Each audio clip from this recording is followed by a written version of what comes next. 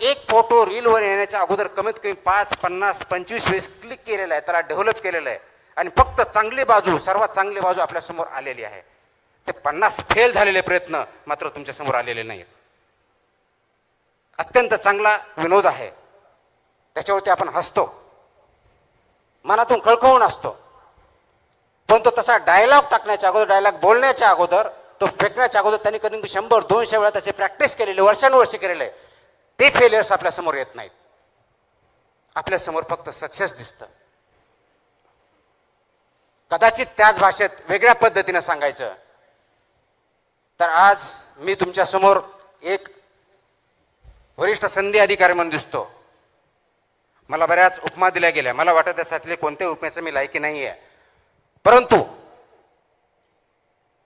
ज्यावेळेस मी यशस्वी झालो 2005, त्याच्या अगोदरपासून म्हणजेच 1997, 1998, 1999 या 3 प्रयत्नामध्ये मी फक्त इंटरव्ह्यूपर्यंत पोहोचू शकलो होतो.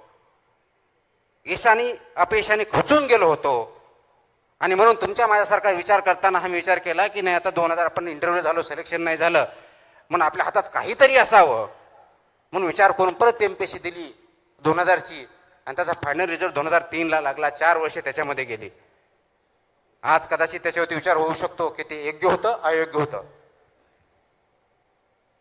आणि मग 2003ला रिझल्ट लागल्यानंतर मधल्या काळामध्ये मी लेक्चरशिप पण केली, वेगवेगळ्या नोकऱ्या पण केल्या आणि 2004चा अटेम्प्ट देऊन फायनल सिलेक्शन झालं. तर आज फक्त सक्सेस दिसतंय. याच्या पाठीमागचे फेलियर्स, अपयश, याचा अभ्यास आपण कधी करणार आहोत का?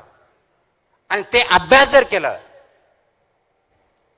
कारण आज कदाचित माझा फोटो तुमच्यासमोर येत असेल, तुम्ही बघण्याचा प्रयत्न करत असेल, मीडिया छापत असेल, काही व्यक्ती बोलत असतील, कुणी चांगलं बोलत असेल, कुणी वाईट बोलत असेल, तर यश